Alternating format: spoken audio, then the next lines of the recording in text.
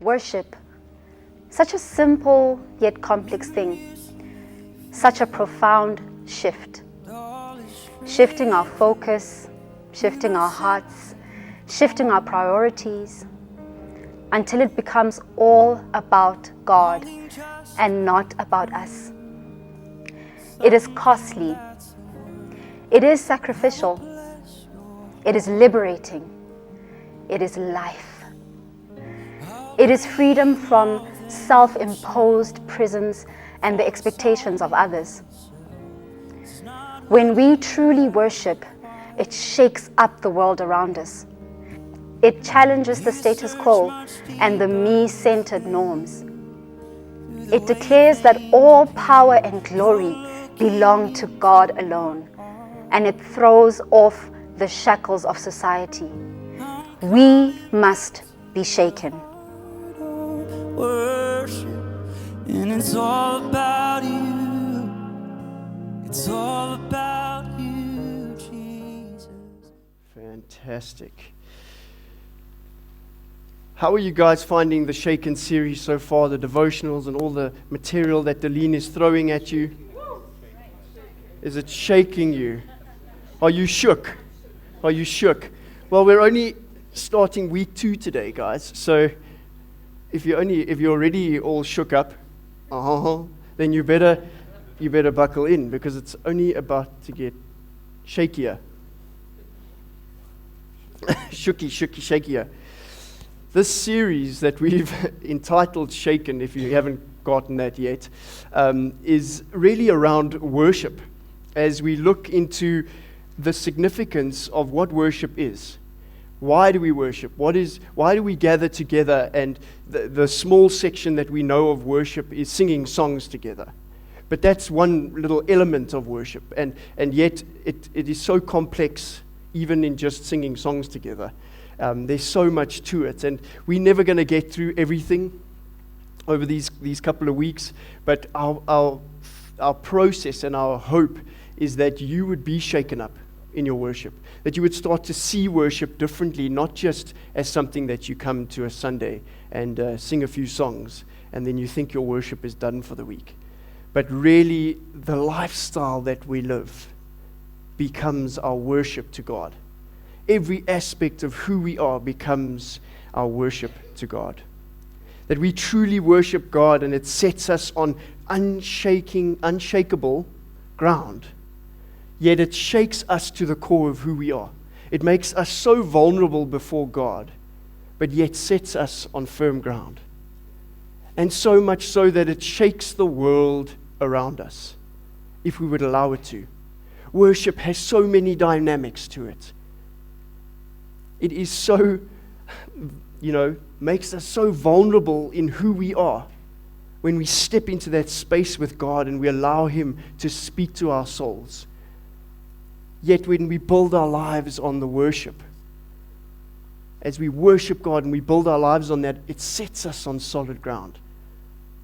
And then we get to this place of the world speaking to us and saying, and kind of saying, your worship, what is this thing that you do? Who are you? And when we have an understanding of true worship, we can change the world. But it starts with what or who we worship. Because what we or who we worship is the most powerful statement and declaration that we can make in our lives. What we worship and who we worship is a statement to the world. It shakes and reframes and shapes everything about us and everything that we touch. And if you missed last week, as it set the foundation of where we're going, I urge you to go and watch it on our YouTube channel. Go and get that firm foundation, because if you miss it, you're missing out on where we're heading to. But this morning, I want to unpack a scripture for you, a well-known scripture around the heart of worship. And what does worship look like to King David? But before we get there, as you know I normally do, I give you a little bit of history to the passage to put it in the context of where this passage finds itself. So David has just become king of Israel, okay, at the tender age of 30. He has defeated the Jebusites who have kind of possessed Jerusalem, and he's taken Jerusalem. And then word gets out, and the Philistines hear about this, and they're like, don't like this. And as we know, King David, those are his old foes, and they come out to meet him, and he takes them out, and then they come out again, and they just hadn't had enough. So he was like, okay, well, I'll what's the right term of phrase here? I don't want to be rude, but I'll beat you again. Okay, a little bit of, okay, and he beats the Philistines twice. That was funny, guys. Yes. I was going to say give them a snot. Yeah, but so he slaps them around twice because they're so thick they come back for a second time. Okay, and then he decides, no, I need to establish myself in Jerusalem. I need to set Jerusalem as the capital city. So what does he do? He decides to go and fetch the ark of God from Balhal in Judah and establish the nation in Jerusalem. Because where the presence of God is, that is where the nation is the strongest. And it'll establish him as king. It'll establish the nation as the nation of God if he brings the ark back to the city, or brings the ark to the city and establishes it as the capital city. However, as normal, things go a little awry. They go a little off course. And while they're bringing the Ark of the Covenant to Jerusalem, and David and his men are dancing before the throne, before the Ark, and they're singing and they're praising and they're coming up and they're playing instruments and they're doing all this and they're coming up to Jerusalem, and the oxen takes a little stumble. Anybody ever taken a little stumble down a flight of stairs? Okay. This oxen takes a little stumble, and the guy by the name of Uzzah stretches out his hands and he goes, and things change, and they change fast. This action from Uzzah angers God because he touches the very presence of God. And what does God do? I didn't do that properly. He drops him right there. And Uzzah dies next to the Ark of the Covenant. Now you might look at that and go, yo, that's a bit harsh. Anyone? A little bit harsh? But it gives you the picture of how sacred the presence of God is, doesn't it?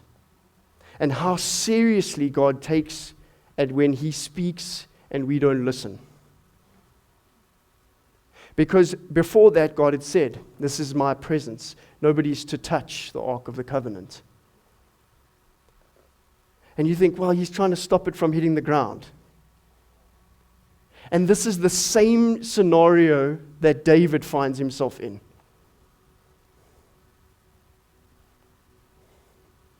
And he kind of says to God, explain. Because it says that David was then angry at God. And that anger turns into fear of God. Anybody ever been there? What we must understand. We need to understand before we can unpack what worship is. We need to understand, and I'll say it again, we need to understand who it is we are worshiping. How sacred the presence of God is. And how seriously God takes our worship. And how seriously He takes our hearts towards Him. And His commands towards us. Do we come with reverent fear? As Greg's preached on 2 weeks ago. Do we understand the reverent fear that is needed in acknowledging that the awe and wonder of who God is? Because if we don't start there, we will always fall short in our worship. Be completely shaken by the realization of who God is before anything else catches our attention or our worship. Because if we truly understand who God is, we won't let anything else become our worship.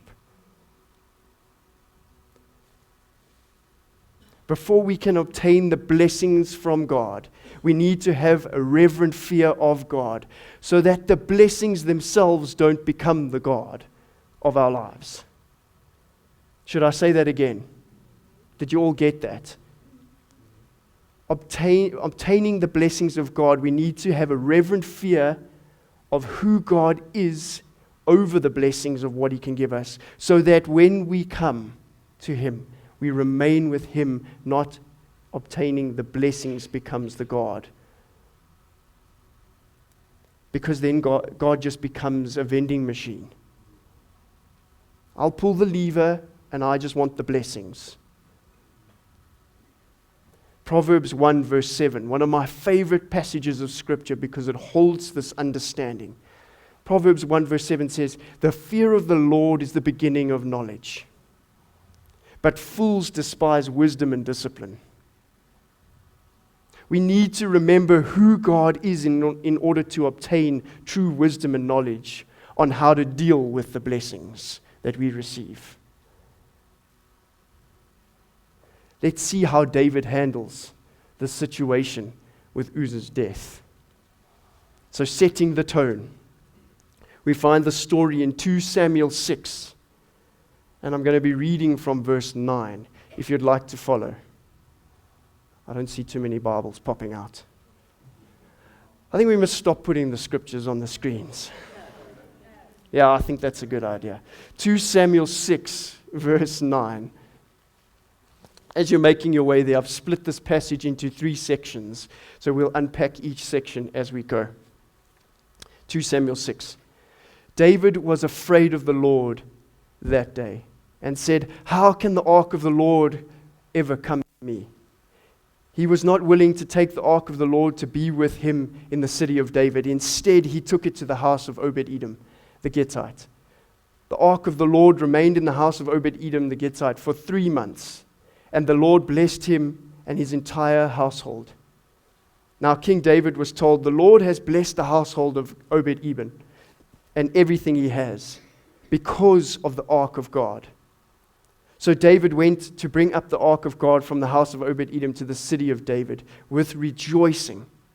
When those who were carrying the ark I bet you now they didn't even think about touching it. Okay? They were like, "I'll carry it with its poles, but if this thing falls over, it's on its own."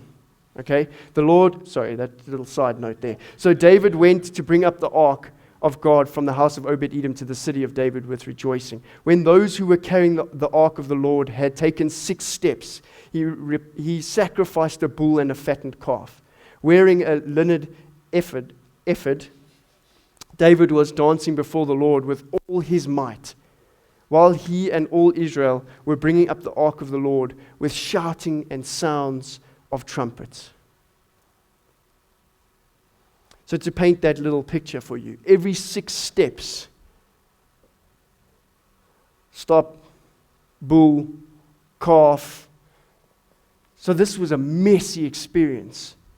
And research and the commentary say that it was about 9 to 12 miles from Jerusalem. So picture it. Every 6 steps.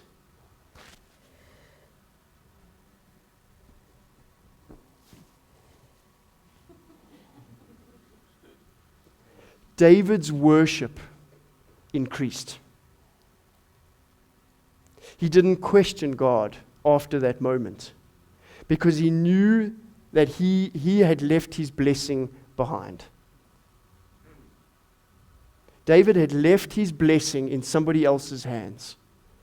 David in this passage starts by completely being shaken. One of his people are lying next to the ark, and it shakes him completely. It shakes him to the core, and it's the actions of God that shakes him. Think about that. It wasn't his circumstances, it was the very actions of God that shook him. It says in verse 9, David was afraid of the Lord that day and said, "How can the ark of the Lord ever come to me?" And then he comes to the realization that he's left his blessings behind. The lesson is that God is taking David on is a deeper understanding of worship. No matter what, even God's own actions dare not deter us from the worship of God. Because we might not understand. We might not agree. We might think God is crazy. But that doesn't deter. It doesn't give us the right to stop worshiping Him. Now that is a hard thing to conceptualize. I do not agree with what God has just done. But is He still God? Here is the revelation for us today. God gives us free will to give us the choice to worship Him or not the choice to question Him. He does not give us the choice to ever question Him.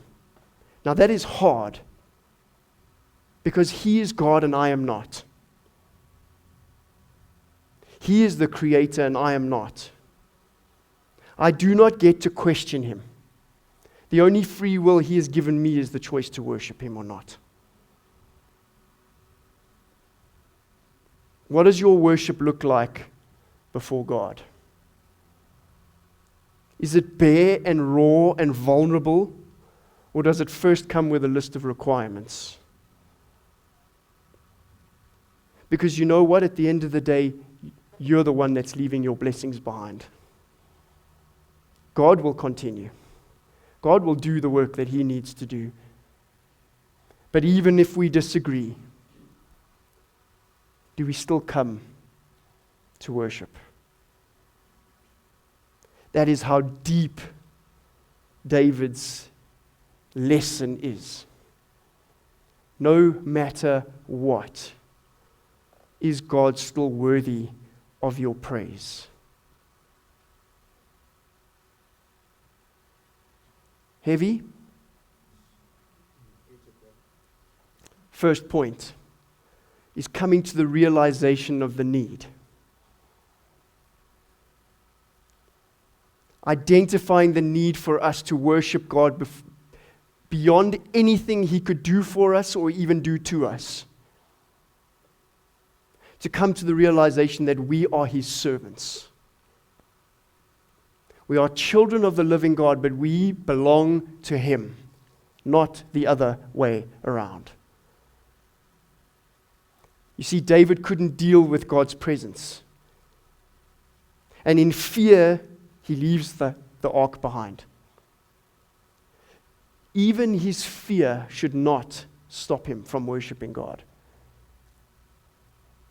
David leaves the ark because verse 8 tells us he is angry at God and then he is afraid of God in verse 9. At some level, David thinks, and sometimes so do we, I think, that we can hold God ransom with our worship.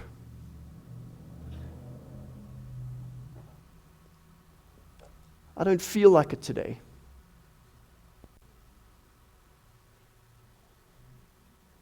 Man, I don't feel like church today.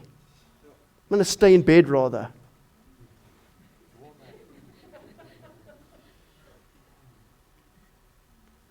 Is He always worthy of our praise? If we're honest with ourselves, God is God, and His will be done either way. What we miss out on is we leave our blessings behind. It doesn't suit me, God. I'm going to do this for a while. God will keep the work going. We're the ones that miss out. Because it tells us this, exactly this. What does God do? He blesses the house of Obed-Edom. He says, fine, David. Go have your pity party. Go do what you need to do. And for 3 months, this guy's house is blessed beyond measure. And it's not because Obed-Edom deserved it. It's not because he did anything special.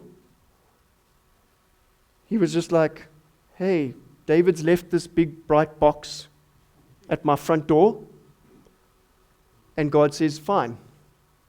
The blessing that is meant to be David's will be on this household. How's that for a scary thought? Where does your blessing sit? Whose front door have you left your blessing at? I can almost picture God saying to David in this moment, well, you can have your anger, you can have your fear, but the blessing that was meant to be on your household I will put on Obed-Edom's house. And what does David do 3 months later?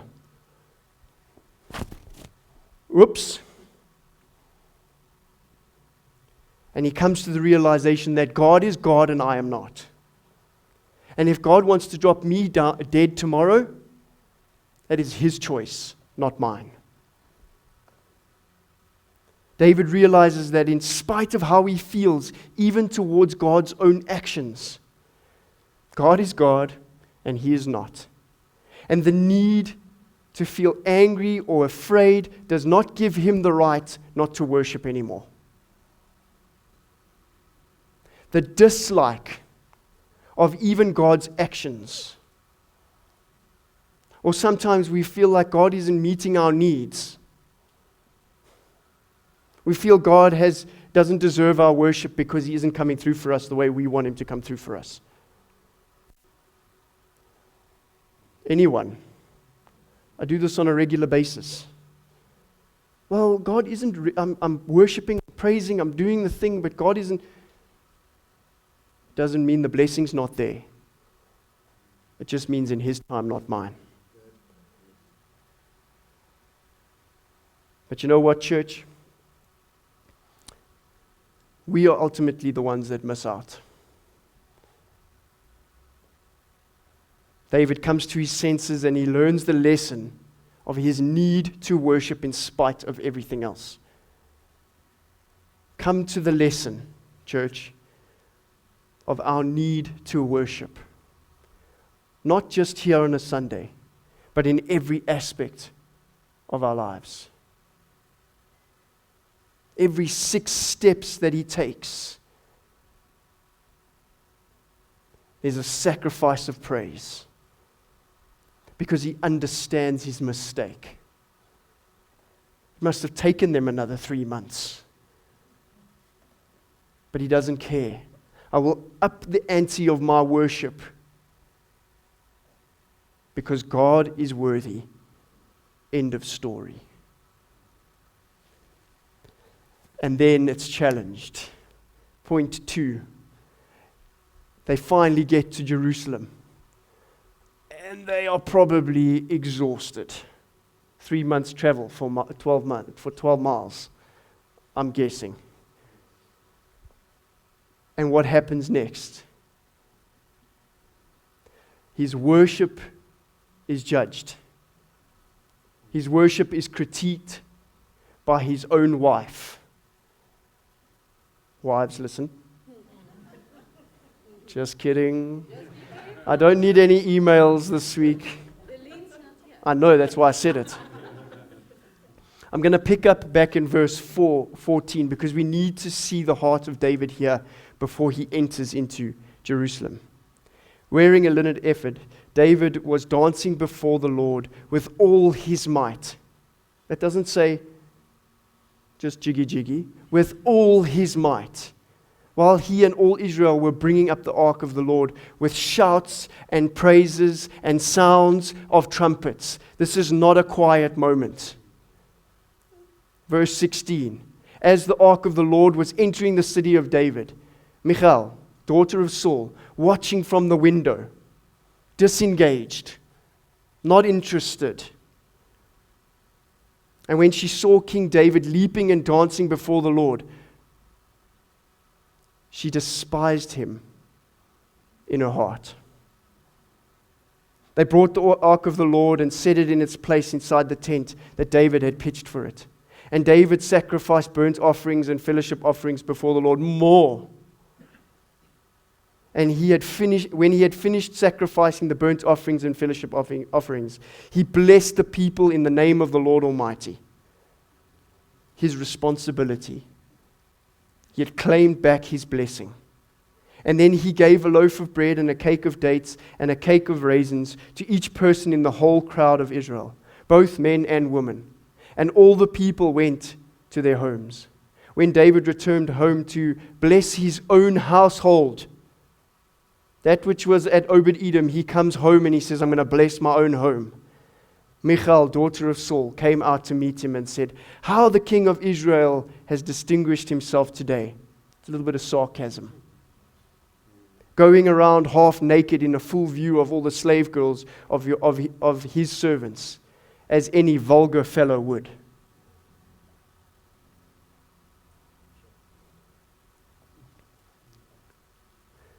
Worship almost always gets pushback. In fact, worship always shakes those around us up. And yes, others sometimes, in fact, most times, those closest to us will critique our worship the most. Not a fear of man, but a fear of God is needed to understand the power of God that just dropped my friend next to the ark is more powerful and worthy of my praise than my wife's critique of my worship. When you're standing here on a Sunday, who critiques your worship? I can tell you now, nobody sits next to me on a Sunday. And I know we keep harping on my worship. I'm out of key. I know that, okay? I cannot hold a note, although I did today. Mpo said, well done. But I don't care what you think. You can all vanish around me. I'm not here to please you.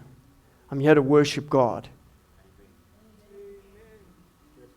And I choose to bless this house. This is my responsibility.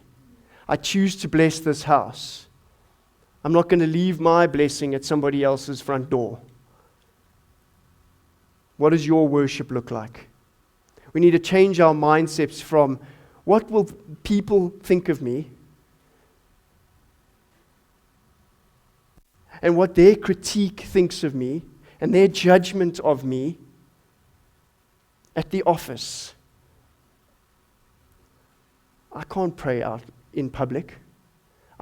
There's no ways my business partner needs to know that I'm a Christian. You're leaving your blessing behind. You are leaving your blessing behind. What does our worship look like? He's the only one that matters. This is the lesson that David learns in this passage. God is the only focus of his worship. What and whose critique grabs and holds your attention in worship? Very personal question for you. And it's the safest place to worship is here on a Sunday. It really is. Because out there it's so much harder. And yet we allow people to critique our worship in here. We go to sports games. Dare I say, we go and watch the All Blacks take on the Springboks at Ellis Park. And we score a try and we lose ourselves. When I say lose ourselves, people do crazy things. And we mourn for 3 days when we lose. Who critiques your worship? We watch videos of those at Wembley watching Coldplay in a concert. And we see cell phones in the air. This little light of mine, who are we shining it for? We're okay to go with the crowd in concerts and stadiums, and we'll lose ourselves completely. But do we lose ourselves completely for the one that created us? It's easy. It's easy to do it for the world. But what does your worship look like? Are you expectant when you come through those doors?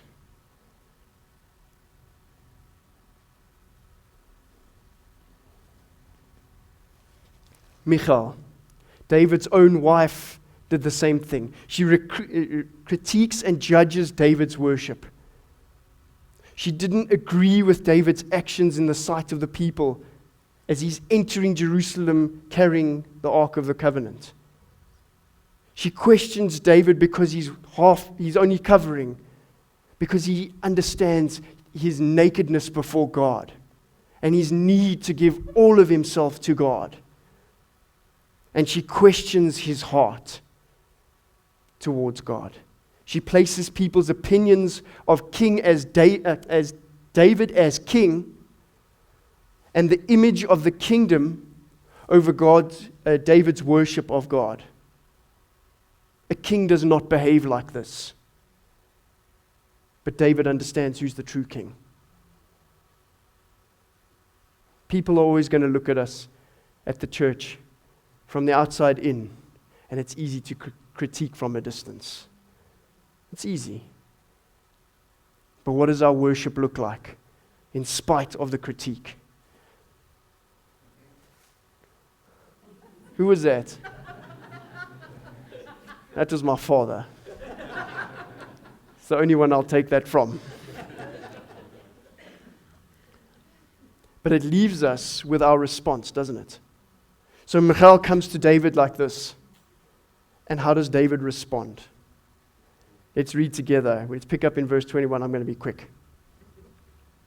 I've been told. Okay. Verse 21. David said to Michal, "It was before the Lord who chose me rather than your father or anyone from his house when he appointed me ruler over the Lord's people Israel." Do you know King Saul, right? This is her father. Your dad took the opinion of people over the opinion of God, and he cut your line off, is what he's saying. That is how powerful worship is. He cuts off the line of Saul. And he's saying this to his wife. I will celebrate before the Lord. I will become even more undignified than this, and I will be humiliated in my own eyes. But by these slave girls you speak of, I will be held in honor. And Michal, daughter of Saul, had no children to that day till the day of her death. That is how seriously God takes worship. He will cut your line off. David's own wife, and we know he had a few, so hence Jesus came from that line. But that line, God said, I'm done. Your worship is critical. Your call to worship holds your entire life. What we worship holds us, and our response is critical. Will we be a Saul or will we be a David?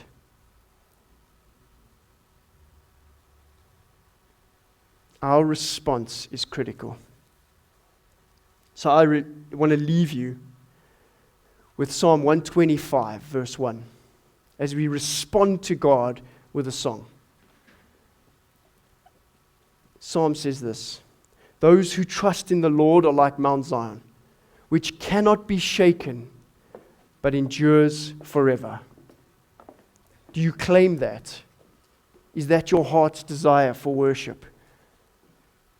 So what I want to do as the team is getting ready, is I want to say to you, do you need to repent?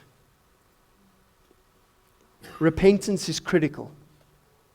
Do you want to repent for the other stuff that you have put on the throne? Who holds your worship? What holds your worship? It can be anything.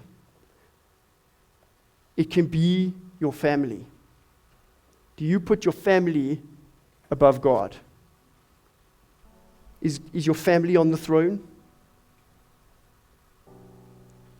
Is your safety on the throne? Whatever it may be. And maybe today you just need to repent of that. Make right with God and say, God, all else is irrelevant in comparison to you. And when I focus on you, you take care of everything else. My blessing lies in you. My blessing does not lie in anything else, not even in my line. And you have the power to give and take away. And you give me the free will to choose to worship you anyway. I do not get to question you. May I not critique somebody else's worship. And may I not care what anybody else thinks of my worship. May I keep my eyes focused on you. And if it doesn't sound right, may I not judge it. If it's played out of key, it does not matter. If it doesn't come out right, it's about the heart. And the heart of worship is to give you ourselves.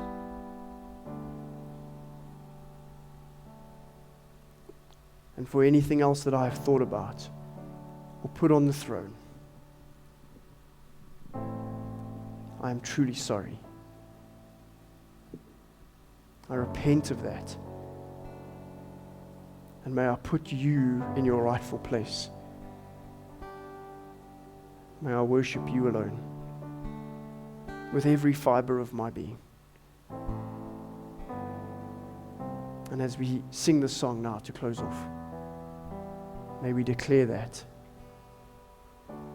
May we give you the glory and the honor